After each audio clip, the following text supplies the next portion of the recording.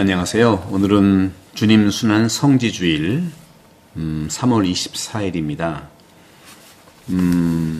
교회는 예수 그리스도께서 파스카 신비를 완성하시고자 예루살렘 입성하신 날을 기념하는 성지주일이죠. 오늘은 성지 축복과 행렬을 거행하고 예루살렘 입성을 영광스럽게 기념하는 것뿐만 아니라 주님의 순환기를 통해서 그분의 순환과 죽음을 장엄하게 선포하는 날이죠. 성지를 들고 예수님의 예루살렘 입성을 환영하는 것은 4세기 무렵부터 거행돼서 10세기 이후에 널리 전파된 역사적 전통이죠. 오늘 예루살렘 입성 기념에서 우리 마르코복음 11장 1절에서 10절의 말씀을 듣습니다. 그런데 한 가지 이 마르코복음 이 부분에서 11장 1절 10절에서 저는 7절에 11장 7절에 제자들은 그 어린 나귀를 예수님께 끌고 와서 그 위에 자기들의 겉옷을 얹어 놓았다. 예수님께서 그 위에 올라 앉으시자 많은 이가 자기들의 겉옷을 길에 깔았다. 이 작은 나귀를 타고 오는 왕이 과연 정치적 왕입니까? 사실 예수님께서는요, 당신의 나라를 드러내기 위해서 예루살렘 성의 입구에 있는데 바로 천국에 들어가지도 않으면서 다른 사람들을 들어가지도 못하게 막는 사람들에 의해서 예수님은 막혀 있는 것이죠. 루카복음 11장 52절의 내용입니다. 그런데 오늘 따름의 노래에서 히브리 아이들이 올리브 가지 손에 들고 올리브 가지 손에 들고 주님을 맞으러 나가는 환호 소리, 높은 데서 호산나, 계속해서 히브리 아이들에 대한 얘기가 나오잖아요. 초기 교회 이콘에서는요, 이 어린 아이들, 이 꼬마들이 이콘에서는 꼬마 얼굴이 아니라 어른의 얼굴로 이렇게 묘사되고 있어요. 오늘 이 장면을. 이것은 어떤 것이냐?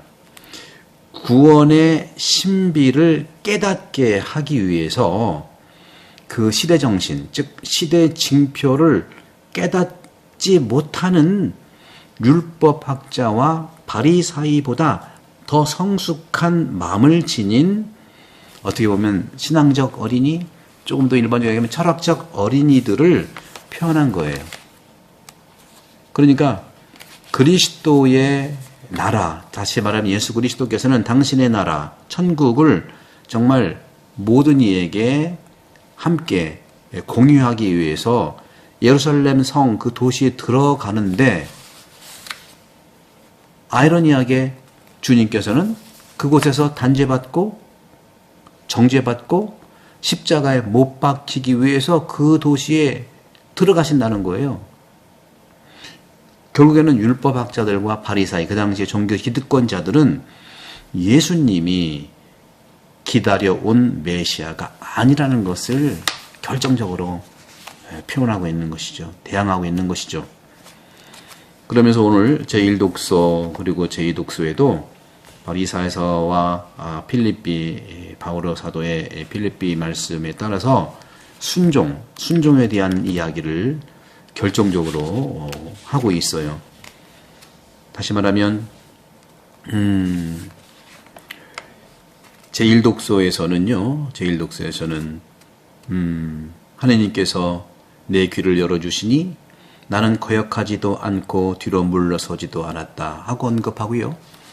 제2독서에서는 그리스도 예수님께서는 당신 자신을 비우시어 종의 모습을 취하시고 십자가 죽음에 이르기까지 순종하셨습니다 하고 선언합니다. 결국 이것으로 우리도 예수 그리스도께서 주님이시라고 모두 고백하며 십자가는 하나님 아버지께 영광을 드리는 자리라고 고백하는 날이 오늘이고 성주간입니다.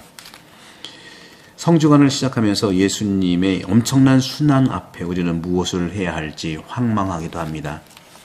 그런데 오늘 순환 복음은 마르코복음 14장 1절에서 15장 47절까지 이렇게 이제 봉독되는 내용인데요. 결국에는 예수님께서는 자신의 나라, 하느님 왕국을 차지하지만 그 차지하는 수단으로서는 아이러니하게 죽음과 부활로 드러난다는 겁니다. 그렇기 때문에 오늘 히브리 어린이들이 환호하는 그런 모습 속에서 그 순결하고 단순한 믿음의 상징이 바로 어린이들로 드러나고 있고 그 어린이의 모습은 바로 예수님의 모습을 드러내는 거죠. 예수님도 계속해서 어린이 같은 마음을 지니라고 그랬잖아요. 어린이를 모델로 해서 겸손을 얘기했잖아요. 그 어린이들이 호산나를 찬양하는 거예요. 오늘 이 순진한 어린이들, 아기들을 바로 우리들의 모습이어야 되겠죠. 우리의 신앙 안에서 영감을 얻고자 오늘 성지주일에 참여하십시다. 요한복음 20장 29절에 보면 당신을 소유치 않고도 믿는 사람은 행복하다. 어린이들은 소유의식이 어른과 같지 않아요. 잊어버립니다. 그래서 오늘 순환기는 마르코복음 14장 1절에서 15장 47절까지 긴 복음인데요. 이 성지주일에 우리는 이 복음을 통해서 두 가지 감정을 느낄 수 있어요. 순환 복음을 읽으면서 여러분들 어떤 감정을 느낍니까? 두 가지 아니겠습니까? 첫 번째는 예수님이 십자가상에 돌아가신다고 하는 순환의 감동을 느끼고요. 또 한 가지는 결국에는 부활하심으로써 메시아의 이 성공을 우리는 느끼는 거예요. 다시 말하면 사순시기는요, 결정적으로 성금요일에 십자가에서 돌아가셨지만 결국에는 성약 때, 부활절 때, 성야미사 때, 부활절 때 완성됐다는 겁니다. 성금요일과 부활은 동전의 양면으로, 다시 말하면 이 성금요일의 십자가상의 돌아가심이 부활로 가기 위한 수단인 거예요. 십자가는 너무 그리스도의 모습이지만 십자가만 우리가 머물러 있다면 우리 그리스도의 부활의 신앙이 아닐 수 있잖아요. 인간으로 고난받으신 것이 십자가, 즉 성금요일이에요. 인간으로 고난받으셨지만 그리고 하느님으로서 이미 죽음을 이기신 부활은 바로 부활 성야잖아요. 그래서 금요일에서 부활로 가는 수단이 바로 십자가라는 것이죠. 그렇기 때문에 교회는요, 지상생활에서, 교회 생활에서 계속 이 신비가 드러나야 돼요. 성금요일과 부활이 계속 만나야 됩니다. 우리 삶에서 이러한 이율배반적인 죽음과 부활, 이 영적 가치가 화해가 이루어져야 되는 것이죠. 이런 화해는 전형적인 복음의 미덕입니다. 이런 화해가 어떻게 이루어졌느냐? 십자가의 죽음과 부활은 복음의 미덕인 겸손을 통해서 이루어진 겁니다. 복음적인 사람은요, 그러므로 자신의 가치를 알고 자신의 한계를 넘어서지 않는 사람들이에요. 오버하지 않는다는 것이죠. 그렇기 때문에 그리스도인들은요, 복음적 사람은 자신이 아는 것을 알고 있고 자신보다 더 현명해지려고 하지 않는 사람들이에요. 다시 말하면 복음적인 사람들은요, 자기보다 더 합당한 사람을 위해서 준비된, 예비된 첫째 자리에 앉지 않는 겁니다. 지금 정치권에서 이루어지고 있는 모든 사람들 중에 정치인들이 있잖아요. 이 부분에 해당되는 사람이 있어요. 잘 보십시오. 그 눈이 바로 예수께서 말씀하시는 내용이에요. 자신의 가치를 알고 자신 한계를 넘어서지 않는 사람, 자신이 아는 것을 알고 자신보다 더 현명해지려고 하지 않는 사람, 자기보다 더 합당한 사람을 위해 예비된 첫 번째 자리를 앉지 않는 사람, 그리고 다른 극단으로 가서 자신이 진정으로 할 수 있고 해야 하는 일을 거부하지 않는 사람을 얘기하는 거예요. 이것은 바로 어떤 거냐? 허영심과 열등감, 그죠? 허영심과 열등감 사이에서 존재하는 바로 공정한 중앙 존재, 중용 존재라고 말씀할 수 있어요. 그리스도인의 미덕은요, 이처럼 두 대립의 중간이 아니라 두 대립의 화해입니다. 죽음과 부활이 대립이라면 두 대립의 중간이 아니고요, 두 대립의 화해라는 거죠. 이것은 모든 가치에서도 마찬가지예요. 남과 북이 두 대립이라 한다면 중간은 비무장지대 아니겠어요? 그죠? 그렇지만 화해라고 하는 것은 큰 우리나라의 염원인 통일이잖아요.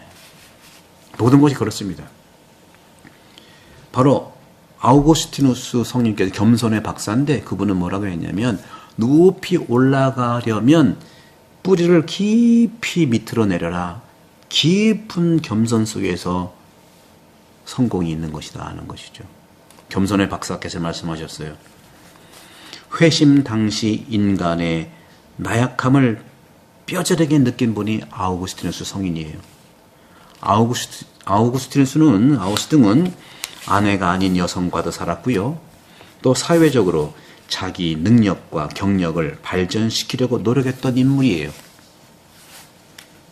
사람들은 이처럼 자신의 삶을 바꾸고 싶어 합니다. 하지만 그렇게 할 힘이 부족하다고 늘 말해요. 이건 정당한 이야기입니다. 아우구스티누스 성인께서 늘 평생 싸웠던 이단이 펠라기오라고 해서 펠라기아니즘이라는 그런 이단이 있거든요. 이 펠라지우스는요, 어떤 주장을 했냐면, 인간이 잘 살 수 있는 충분한 힘을 자기 안에 가지고 있다고 단언한 사람이에요. 모든 건 우리 인간이 다 할 수 있다는 거예요. 일부분은 맞죠. 우리가 진취적이고 해 나가야 되지만, 반대로 아우구스티누스는 뭐라고 얘기했냐? 하느님의 은총이 하다고 얘기했어요. 이건 맞는 말입니다. 하느님의 도움 없이 우리는 어떠한 선한 일도 할 수 없다는 거예요. 반면에 이러한 신성한 도움을, 이 하느님의 도움이잖아요. 신성한 도움은 우리에게서 멀지 않아요.